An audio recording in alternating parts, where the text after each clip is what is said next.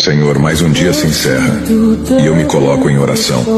Primeiro, agradeço por ter me concedido mais um dia e por ter me dado forças para superar as adversidades.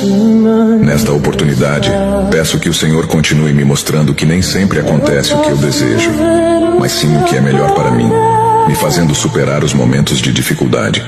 Que prevaleça em mim a tua luz, o teu brilho, o teu Espírito Santo. Senhor, não permita que ninguém roube minha essência, anule minha vontade ou bloqueie minha fé.